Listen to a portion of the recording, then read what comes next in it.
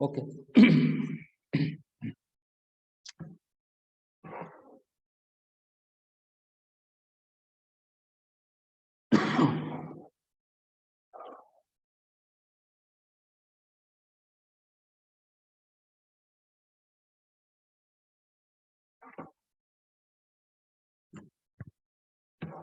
Okay so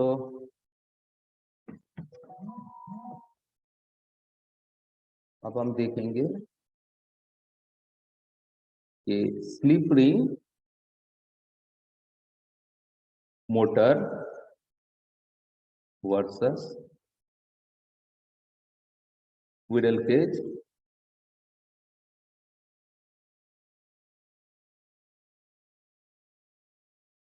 Motors. Okay,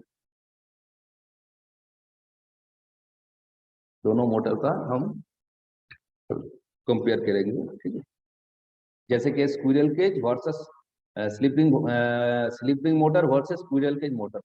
slipping motor का over squirrel cage motor कुछ advantages है और कुछ डिसएडवांटेज, सो वो हम देख लेते हैं। तो पहले हम देख लेते हैं स्लिपिंग मोटर का कुछ एडवांटेज देख लेते हैं। Advantage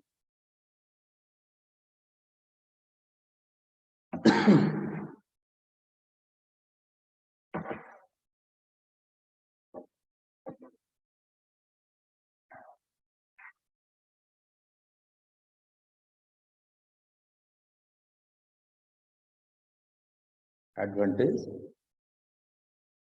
over squirrel cage motor. Okay, तो पहला पॉइंट बताओ तो स्क्विरल के स्लिपिंग मोटर का एडवांटेज क्या है, कोई बता सकता है?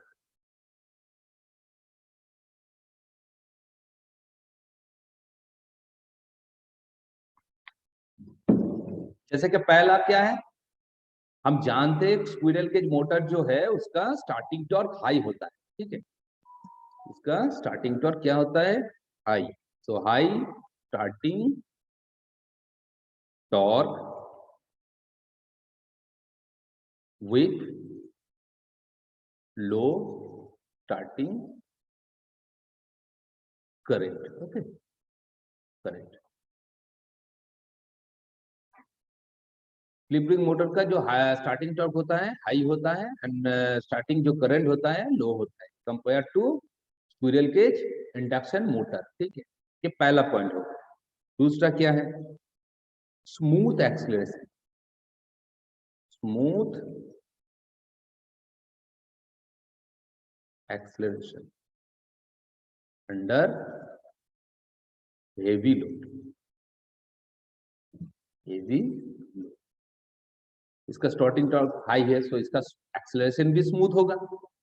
जब इसके ऊपर हम हेवी लोड अप्लाई करते हैं, मतलब मोटर जब हेवी लोड में स्टार्ट होता है तो इसका जो एक्सीलरेशन होता है स्मूथ होता है। So smooth acceleration under heavy load. ठीक, थर्ड पॉइंट क्या है? No abnormal heating during starting, no abnormal heating during starting, ये भी इसका एक एडवांटेज है। Number 4, good running characteristics, good running characteristics after external rotor resistance are cut. After external rotor resistance are cut out.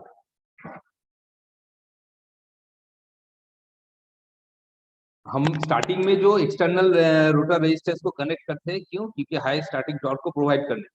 तो starting जो ये जो हमारा रेजिस्टेंस है, ये रेजिस्टेंस काट आउट होने के बाद इसका जो रनिंग कैरेक्टरिस्टिक्स है बहुत अच्छा होता है, ठीक है। तो ये भी इसका एक एडवांटेज है over squirrel cage induction motor.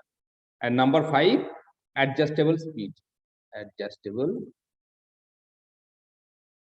Speed, इसको हम थोड़ा एडजस्ट कर सकते हैं। सो ये बेसिकली 5 पॉइंट है जो कि advantage of squirrel cage induction motor over advantage of slip ring induction motor over squirrel cage induction motor, ठीक है।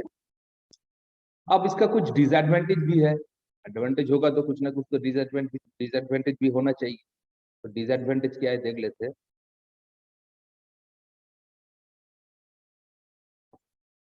डिसएडवांटेज क्या है? क्योंकि इसका जो मैकेनिज्म है, देखो इसका जो कंस्ट्रक्शन है, हमें स्लिप रिंग इंडक्शन मोटर में एट द स्टार्टिंग हमें एक रियोस्टेट को कनेक्ट करना पड़ता है, ठीक है। सो इसके वजह से क्या होता है, इसका इनिशियल एंड मेंटेनेंस कॉस्ट थोड़ा ज्यादा होता है compare to squirrel cage induction motor, ठीक है। सो पहला इसका डिसएडवांटेज क्या है, the initial and maintenance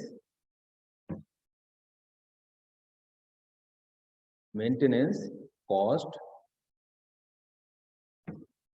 are greater than those of squirrel cage. Squirrel motor, okay. तो ये इसका एक डिसएडवांटेज होगा। एंड सेकंड क्या है, स्पीड रेगुलेशन इज पुअर, ठीक है। जो स्पीड रेगुलेशन होता है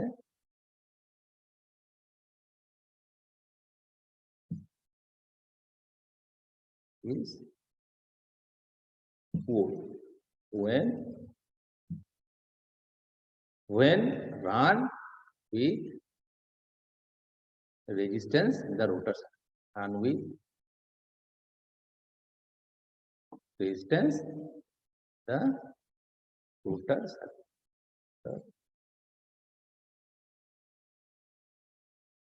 इसका जो स्पीड रेगुलेशन होता है, तो स्पीड रेगुलेशन एक्चुअली क्या होता है, हम जानते हैं no load speed, full load minus no load divided by full load, ठीक है। हम जानते हैं इंडक्शन मोटर का जो स्पीड रेगुलेशन होता है, ठीक है। स्पीड रेगुलेशन क्या होता है actually,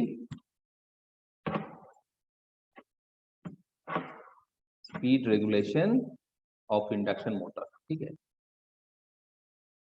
speed regulation of induction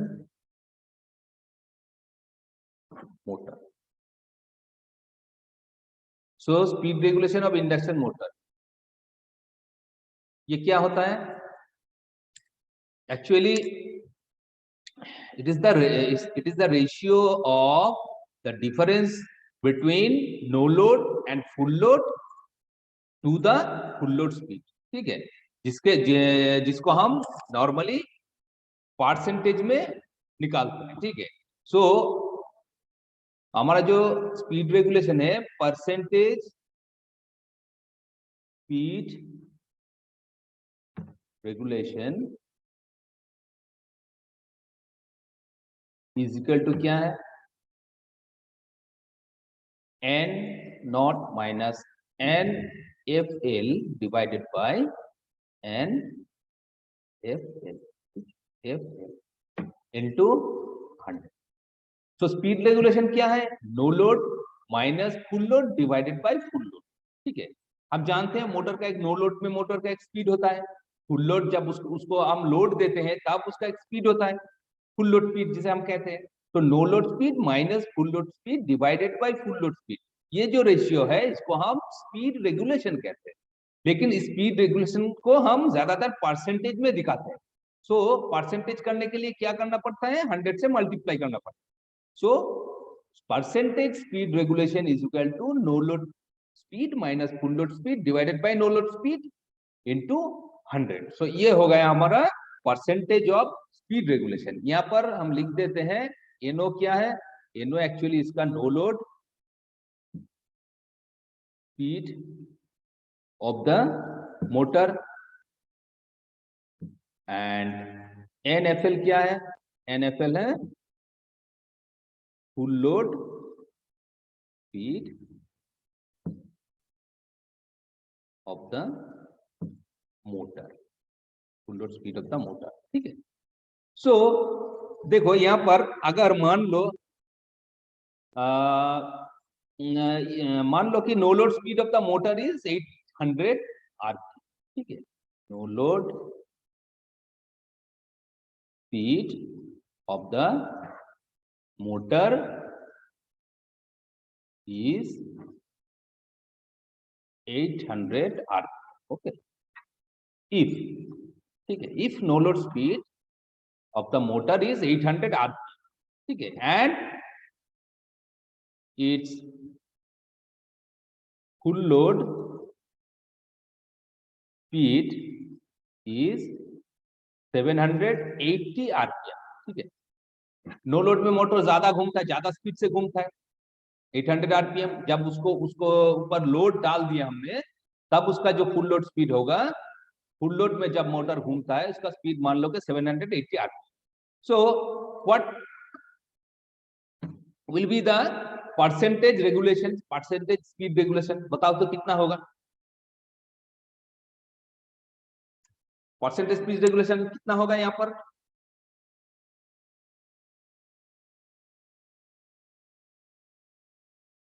बताओ जल्दी जल्दी बताओ। सर 2.56%। 2.56 होगा। ठीक है, तो इस फॉर्मूले में हम इसको पुट कर देंगे। तो यहाँ पर स्पीड रेगुलेशन जो मिलेगा हमें, परसेंटेज स्पीड रेगुलेशन क्या होगा, परसेंटेज स्पीड रेगुलेशन क्या होगा, no load minus full load.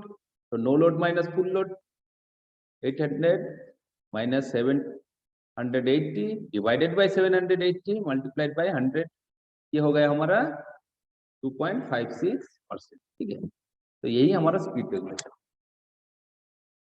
ठीक है, सो स्पीड रेगुलेशन जो है, स्पीड रेगुलेशन क्या होता है, व्हेन रन विद रेजिस्टेंस, जब squirrel cage induction motor resistance के साथ रन करता है तो इसका जो स्पीड रेगुलेशन होता है वो पुअर होता है compare to squirrel cage induction motor. So ये दो इसका डिसएडवांटेज है। ठीक है, ये 5 इसका एडवांटेज है, 2 इसका डिसएडवांटेज। ओके, और यहाँ पर हमने देख लिया कि एक्चुअली स्पीड रेगुलेशन क्या होता है।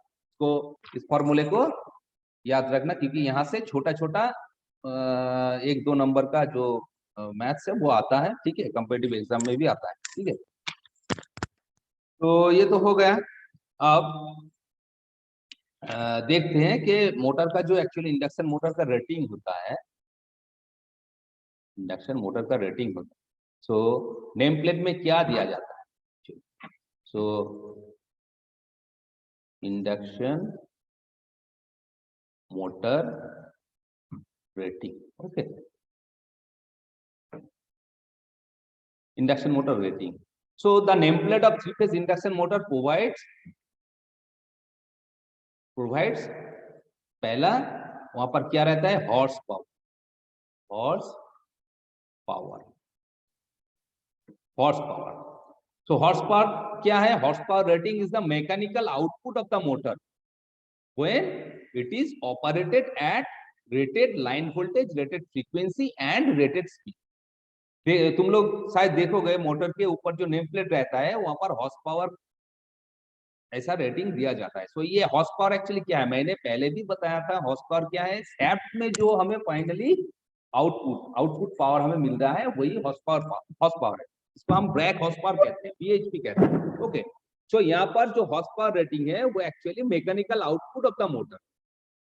कब, जब motor rated line voltage, rated frequency and rated speed में घूम रहा है, तब उसका जो मैकेनिकल आउटपुट होगा वही हॉर्स पावर। सो ये वहां पर रहता है। दूसरा क्या रहता है, लाइन वोल्टेज, ठीक है, वोल्टेज का लाइन वैल्यू वहां पर दिया जाता है। 3 नंबर क्या है, number 3 line current, line current. Okay, 3 number line current. अच्छा, नेक्स्ट क्या रहता है, हम जानते हैं स्पीड रहता है, स्पीड। सो ये जो नेम प्लेट के ऊपर जो स्पीड का वैल्यू जो दिया जाता है जैसे कि आरपीएम में हम जानते हैं, ये एक्चुअली फुल लोड स्पीड है, ठीक है, ये मोटर का फुल लोड स्पीड है। याद रखना, नेम प्लेट के ऊपर जो स्पीड का जो रेटिंग दिया जाता है वो एक्चुअली क्या है, वो एक्चुअली जब मोटर फुल लोड में घूमता है, the speed given on the name plate is actual speed of the motor eight rated full load, ठीक है, and it is not the synchronous speed. उसके ऊपर नेम प्लेट के ऊपर जो स्पीड दिया जाता है मोटर फुल लोड में मोटर का जो स्पीड है वही है, ये सिंक्रोनस स्पीड नहीं है, ठीक है, ये बात याद रखना। अच्छा, नंबर 5 क्या है, फ्रीक्वेंसी रहता है वहां पर, फ्रीक्वेंसी रहता है, ठीक है, एंड नंबर 6 वहां पर क्या रहता है, पर रहता है टेम्परेचर राइज, टेम्परेचर राइज, ठीक है, इसका भी एक रेटिंग दिया जाता है क्योंकि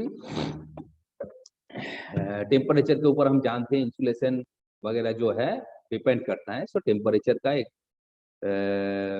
टेम्परेचर राइज और टेम्परेचर की लिमिटेशन वहां पर दिया जाता है, ठीक है। सो बेसिकली ये 6 टाइप का वहां पर नेम प्लेट में रेटिंग दिया जाता है, ठीक है। तो ये हो गया हमारा इंडक्शन मोटर का रेटिंग। ओके, अब हम देखेंगे तुम्हारा यहाँ पर और एक टाइप का मोटर है। हम जानते हैं इंडक्शन मोटर बेसिकली 2 टाइप का होता है, जैसे कि एक स्क्विरल केज इंडक्शन मोटर हो गया, एक स्लिप रिंग इंडक्शन मोटर हो गया, लेकिन और भी एक मोटर है, इंडक्शन मोटर है, जिसको हम क्या कहते हैं, जिसको हम डबल स्क्विरल केज मोटर, ठीक है, जिसको हम क्या कहते हैं, double squirrel cage motor. Okay, double squirrel cage motor. So ये बेसिकली ये एक तरह के स्क्विरल केज मोटर है, ठीक है, ये एक स्क्विरल केज टाइप का मोटर ही है, लेकिन एट द स्टार्टिंग इसका जो रोटर का जो कंस्ट्रक्शन है वो थोड़ा चेंज होता है, एंड स्टार्टिंग का जो कैरेक्टरिस्टिक्स है वो squirrel cage, normal squirrel cage motor से थोड़ा अलग होता है, ठीक है। सो अब हम देखते हैं कि double squirrel cage motor actually है। अच्छा, स्लिप रिंग जो मोटर है, ठीक है, स्लिप रिंग मोटर का हम जानते हैं उसका एक एडवांटेज है, ठीक है, क्या है, so advantage of slip ring motor is the resistance may be inserted in the rotor circuit. Why? Because to obtain high starting torque at low starting current, है कि नहीं। स्क्विरल केज मोटर का जो एडवांटेज है हमने देखा है, ये इसका स्टार्टिंग टॉर्क हाई होता है एंड इसका जो स्टार्टिंग करंट है वो लो होता है over squirrel cage induction motor, ठीक है। क्यों होता है, क्योंकि हम जानते हैं कि eight the starting slip ring motor में हम एक्सटर्नल एक रेजिस्टेंस को कनेक्ट करते हैं, उसके वजह से हमारा जो स्टार्टिंग टॉर्क है वो हाई होता है। लेकिन such a procedure cannot be adopted for a squirrel cage induction motor। ये procedure squirrel cage induction motor में हम नहीं दे सकते। क्यों? बताओ तो क्यों? सर क्योंकि रोटर शॉर्ट सर्किटेड होता है। Exactly because its cage is permanently short circuited. इसके वजह से हम वहां पर एक्सटर्नल रेजिस्टेंस कनेक्ट नहीं कर सकते। सो अब स्क्विरल के टाइप का जो मोटर है, इसका स्टार्टिंग टॉर्क को बढ़ाने के लिए या फिर करंट को कम करने के लिए हम एक अलग सा मोटर डिजाइन करते हैं, ठीक है, जिसको हम क्या कहते हैं? जिसको हम कहते हैं डबल केज कंस्ट्रक्शन। ठीक है, डबल केज कंस्ट्रक्शन। और उस मोटर का नाम क्या है? Double squirrel cage motor. ठीक है, double squirrel cage induction. So actually यहाँ पर हम देखते हैं कि होता क्या है का जो देखो, इसका स्टेटर एक ही है, स्टेटर में कोई चेंजेस नहीं होता है। इसका चेंजेस होता है एक्चुअली रोटर पे। रोटर का जो कंस्ट्रक्शन होता है या फिर रोटर का जो डिजाइन होता है वहां पर थोड़ा चेंज किया जाता है। ठीक है, सो एक्चुअली होता क्या है, रोटर में double cage squirrel cage motor का जो रोटर होता है, रोटर में एक्चुअली दो तरह का वाइंडिंग दिया जाता है। ठीक है, the rotor of this motor has two squirrel cage winding. ठीक है, दो स्क्विरल की ज्वाइंटिंग वहां पर रहता है, एक रहता है ऊपर में और एक रहता है लोअर में। ठीक है, मतलब इनर में। एक वाइंडिंग रहता है आउटर पेरिफेरी में और एक रहता है इनर पेरिफेरी। ठीक है, जैसे कि हम देख लेते हैं।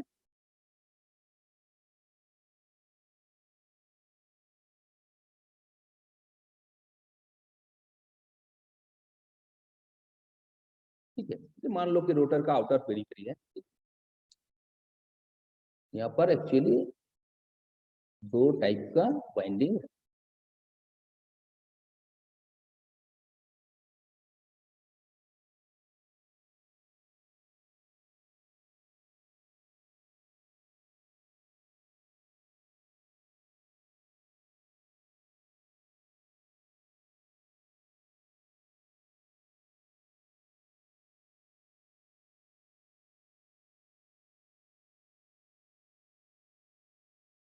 ये ओपन स्लॉट है। ठीक है, ओपन स्लॉट है।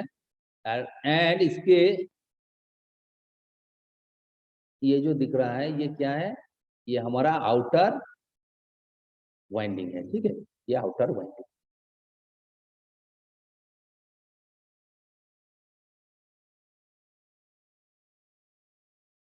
ये क्या है? ये आउटर वाइंडिंग। और इसके नीचे इनर वाइंडिंग, इसका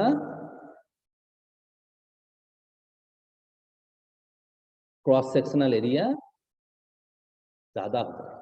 ठीक है, आउटर वाइंडिंग से इसका जो क्रॉस सेक्शनल एरिया होता है वो क्या होता है? ग्रेटर होता है। ठीक है, तो बेसिकली इस टाइप का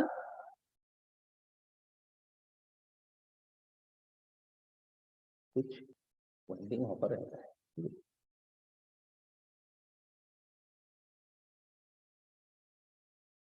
सो ये बेसिकली रोटर का आउटर पेरीफेरी है। ठीक है, आउटर पेरीफेरी है, ये ओपन स्लॉट है। देखो यहाँ पर ऊपर साइड में जो एक वाइंडिंग है, इसको हम क्या कहते हैं? इसको हम आउटर वाइंडिंग कहते हैं। ठीक है, outer winding consist of bar.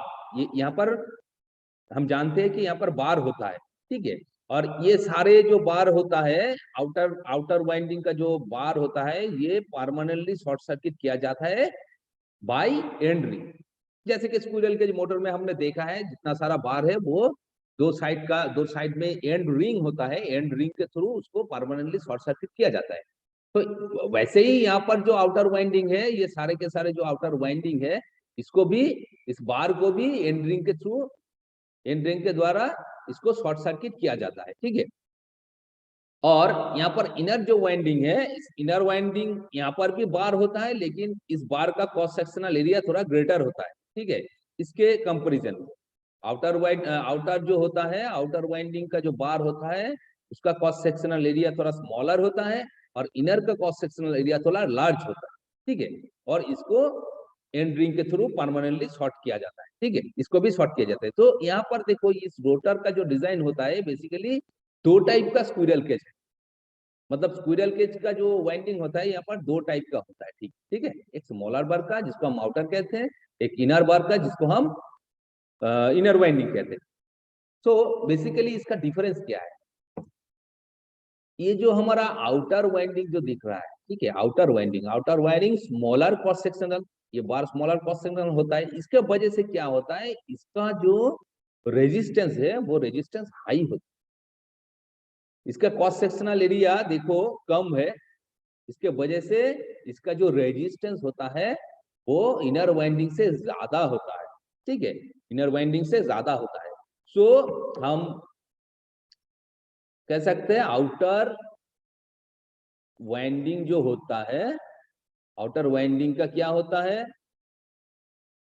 It has high resistance, okay, high resistance को प्रोवाइड करता है, high resistance and low inductance, low inductance. Why low inductance? Because the outer winding has relatively open slot. Outer winding has relatively open slot, ठीक है, and a poorer flux path around its bar. इसके यहाँ पर देखो slot open slot है, इसके वजह से इसका जो फ्लक्स का जो ये बार अराउंड इट्स बार फ्लक्स का जो पाथ है वो थोड़ा पुअर होता है, इसके वजह से इसका जो इंडक्टेंस होता है वो लो होता है। तो इसको अगर काट करके हम यहाँ पर दिखाते हैं, मान लो कि ये हमारा आउटर वाइंडिंग और ये हो गया हमारा इनर वाइंडिंग, ठीक है, इनर वाइंडिंग, ये हो गया हमारा इनर वाइंडिंग।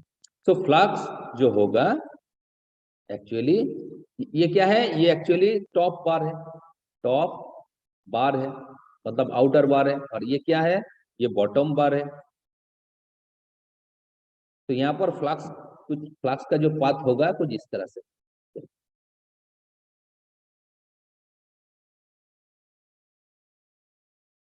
कुछ इस तरह से।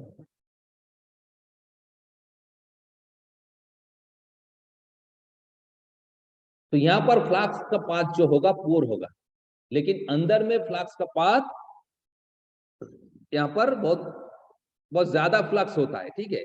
और हम जानते हैं कि ये जो इनर का जो वाइंडिंग है ये कोर में रहता है, ये अंदर कोर में रहता है, और यहाँ पर फ्लक्स ज्यादा होने की वजह से इसका जो इंडक्टेंस होता है वो हाई होता है, ठीक है। सो बेसिकली हमारा जो टॉप बार है या फिर आउटर वाइंडिंग है, इसका क्रॉस सेक्शनल एरिया कम होता है, उसके वजह से इसका रेजिस्टेंस जो होता है हाई होता है, एंड इसका जो इंडक्टेंस होता है वो लो होता है।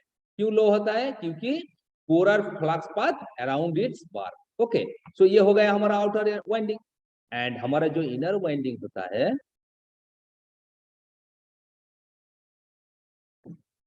हमारा जो यहाँ पर इनर वाइंडिंग होता है, इनर वाइंडिंग में क्या होता है, देखो इसका क्रॉस सेक्शनल एरिया ग्रेटर है, इसके वजह से इसका जो रेजिस्टेंस होता है वो लो होता है कंपेयर टू आउटर वाइंडिंग, ठीक है।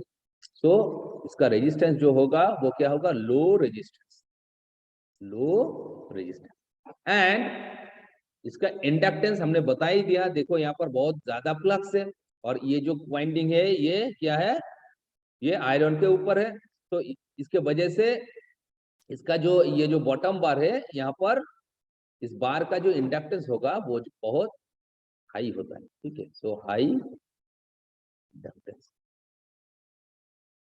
तो ये दो टाइप का वाइंडिंग यहाँ पर दिया जाता है, जिसके आउटर का रेजिस्टेंस हाई इंडक्टेंस लो, और इनर का रेजिस्टेंस लो इंडक्टेंस हाई। इस तरह का यहाँ पर डिजाइन प्रोवाइड किया जाता है, ठीक है। अब देखते हैं क्यों एक्चुअली ऐसा क्यों होता है। तो इसका जो वर्किंग प्रिंसिपल अगर हम देखेंगे तो देखो, जब भी हमारा जो स्टेटर में हम जब मोटर को सप्लाई दे रहे हैं तो rotating magnetic field sweep across the two winding, rotating magnetic field यहाँ पर आ जाएगा तो क्या दोनों दोनों का जो हमारा बार है, ये अपर वाइंडिंग हो इनर वाइंडिंग हो, दोनों का बार को ही वो जो रोटेटिंग मैग्नेटिक फील्ड है वो काट करेगा। सो यहाँ पर दोनों बार में ही क्या होगा, ईएमएफ इंड्यूस्ड होगा, है कि नहीं? इक्वल ईएमएफ इंड्यूस्ड होगा दोनों बार में।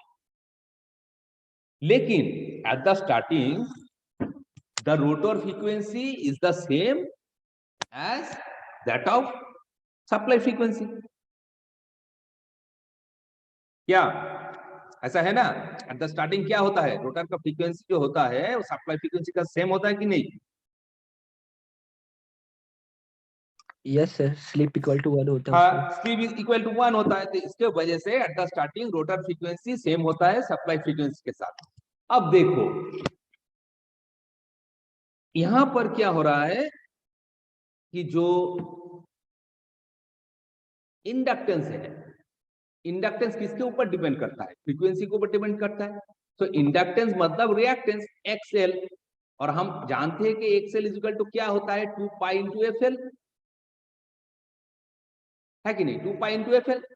सो यहां पर रिएक्टेंस बहुत ज्यादा होगा, फ्रीक्वेंसी स्टार्टिंग में फ्रीक्वेंसी सप्लाई फ्रीक्वेंसी के साथ बराबर होता है, इसलिए इसका रिएक्टेंस जो होता है वो हाई होता है।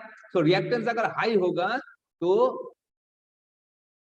एट द स्टार्टिंग हमारा जो इनर वाइंडिंग है, हमारा इनर वाइंडिंग का जो इंडक्टेंस है ये बहुत हाई होने के वजह से यहाँ पर करंट थोड़ा, मतलब कि करंट एट द स्टार्टिंग इस वाइंडिंग से फ्लो नहीं करेगा। ठीक है, अच्छी तरह से इस बात को समझो। At the starting rotor frequency is the same as that of supply frequency, so the reactance of the lower winding, reactance of the lower winding much higher than that of upper winding, okay, then that of upper winding। upper winding के comparison में lower winding का जो reactance होता है वो high होता है। क्यों हाई होता है? क्योंकि फ्रीक्वेंसी सप्लाई फ्रीक्वेंसी के साथ बराबर होता है। So at the starting lower winding का जो मतलब कि जो करंट का जो अपोजिशन है बहुत ज्यादा होता है, ठीक है, और यहाँ पर इंडक्टेंस कम है लेकिन रेजिस्टेंस थोड़ा ज्यादा है।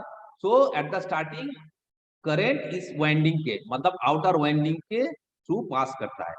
सो देखो जब eight the starting current outer winding से पास होगा, और हम जानते हैं कि आउटर वाइंडिंग का रेजिस्टेंस हाई है, सो यहाँ पर स्टार्टिंग करंट को एक हाई रेजिस्टेंस का पाथ मिल जाएगा। सो स्टार्टिंग में अगर हाई रेजिस्टेंस वाला पाथ इसको मिल जाएगा तो क्या होगा, मोटर हाई स्टार्टिंग टॉर्क से स्टार्ट हो जाएगा, हाई स्टार्टिंग टॉर्क से स्टार्ट करें। ठीक है, स्टार्ट करें। इतना तक बात समझ में आया? यहां तक क्लियर है? सर एक बार फिर से रिपीट Yes. करिए ना। अच्छा देखो, नीचे का जो वाइंडिंग होता है, ये वाइंडिंग बेसिकली क्या होता है हमने बताया, इसका जो रेजिस्टेंस होता है लो होता है लेकिन इंडक्टेंस इसका बहुत ज्यादा होता है। ठीक है, अब जब मोटर स्टार्ट कर रहा है, सो हम जानते हैं at the starting supply frequency is equal to क्या होता है, रोटर का जो फ्रीक्वेंसी होता है उसके साथ बराबर होता है। मतलब रोटर का जो फ्रीक्वेंसी होता है वो सप्लाई फ्रीक्वेंसी के साथ बराबर होता है क्योंकि स्लिप 1 होता है। सो अब मोटर जब रनिंग कंडीशन में आता है तो बताओ तो, इंडक्शन मोटर जब रनिंग कंडीशन में आता है तो नेचुरली फ्रीक्वेंसी का रेंज कितना होता है? हमने तो बहुत सारा न्यूमेरिकल तो सॉल्व किए हैं, हमने देखे मोटर जब रनिंग कंडीशन में आता है या फुल लोड कंडीशन में आता है तो फ्रीक्वेंसी कितना होता है इंडक्शन मोटर का नेचुरली? बताओ।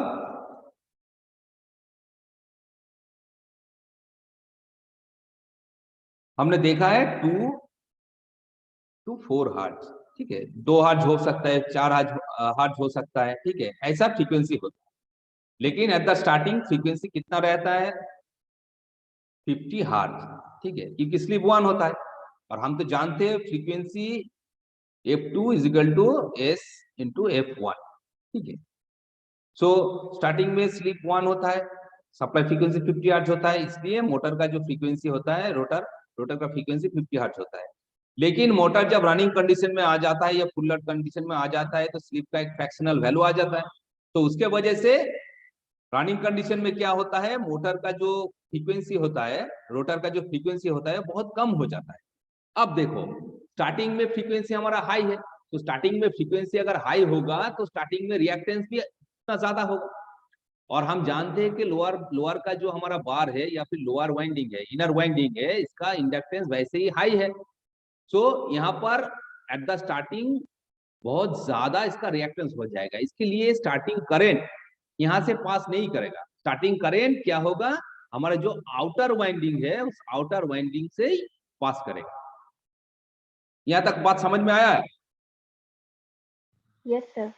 सो अगर आउटर वाइंडिंग से ये जो करंट अगर पास होगा तो आउटर वाइंडिंग का रेजिस्टेंस कितना है, हाई है कि लो है?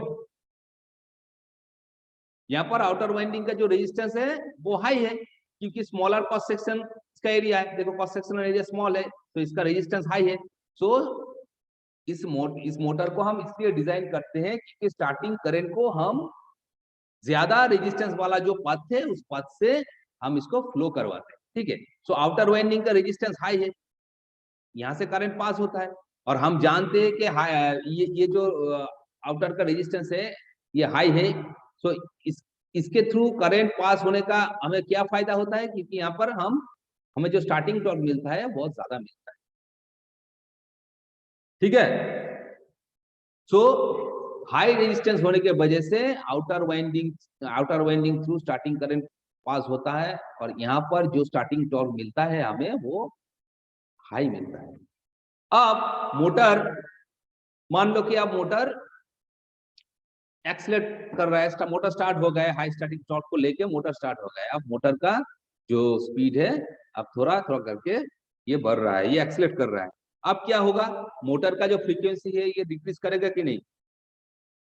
अब मोटर का फ्रीक्वेंसी डिक्रीज करेगा, तो मोटर का फ्रीक्वेंसी जब डिक्रीज करेगा तो लोअर वाइंडिंग मतलब कि ये जो इनर वाइंडिंग है, इस इनर वाइंडिंग का एक्सेल का वैल्यू भी बहुत कम हो जाएगा। सो अब ओवरऑल इंपीडेंस ये लोअर वाइंडिंग जो प्रोवाइड करेगा अपर वाइंडिंग से ये बहुत कम होगा। ठीक है, सो इसके वजह से अब रनिंग कंडीशन में क्या होगा, ज्यादा से ज्यादा करंट इस इनर वाइंडिंग से ही पास होगा, अब अपर वाइंडिंग से पास नहीं होगा। ठीक है, क्योंकि यहाँ इसका इंडक्टेंस अब बहुत कम, रिएक्टेंस बहुत कम होने की वजह से इसका जो नेट इंपीडेंस है ये बहुत कम हो जाएगा कंपेयर टू आउटर वाइंडिंग। ठीक है, तो अब एट द रनिंग कंडीशन ज्यादा से ज्यादा करंट ये इनर वाइंडिंग से ही पास होगा। ठीक है, समझ में आया? तो बेसिकली यही हमारा डबल केज रोटर का जो कंस्ट्रक्शन है यही है। ठीक है,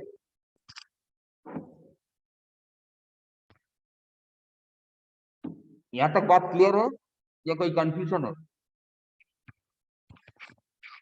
जैसे कि हम स्क्विरल केज मोटर में स्टार्टिंग में रेजिस्टेंस लगाते हैं, स्लिप रिंग इंडक्शन मोटर में हम स्टार्टिंग में रेजिस्टेंस को कनेक्ट करते हैं हाई स्टार्टिंग टॉर्क को प्रोवाइड करने के लिए। लेकिन जब भी motor 80% of full load speed achieve कर लेता है तो उस रेजिस्टेंस को क्या करते हैं, हम काट आउट कर देते हैं। ठीक है, उसके बाद अगर वो रेजिस्टेंस रहेगा तो बहुत सारा पावर लॉस हो जाएगा, तो एफिशिएंसी पुअर हो जाएगा। सो अंडर रनिंग कंडीशन उस रेजिस्टेंस को हमें निकाल के फेंकना चाहिए। ठीक है, सो वही प्रिंसिपल यहाँ पर भी काम करता है। यहाँ पर हम स्टार्टिंग में आउटर वाइंडिंग के थ्रू करंट को पास कराते हैं क्योंकि हमें इसके वजह से हमें स्टार्टिंग टॉर्क हाई मिलता है, और अंडर रनिंग कंडीशन मोटर का जो करंट है वो इनर वाइंडिंग के थ्रू पास होता है। ठीक है, ताकि इसका एफिशिएंसी एंड स्पीड रेगुलेशन अच्छा रहे। अब बताओ यहाँ पर कोई कॉन्फ्यूजन है कि नहीं? No sir. क्लियर है? Yes sir. तो यही हमारा actually double squirrel cage rotor. बस तो ठीक है, आज का क्लास इतना तक ही है, अभी टाइम भी नहीं है। अब नेक्स्ट क्लास में हम देखेंगे इंडक्शन मोटर बेसिकली यहाँ पर ही खत्म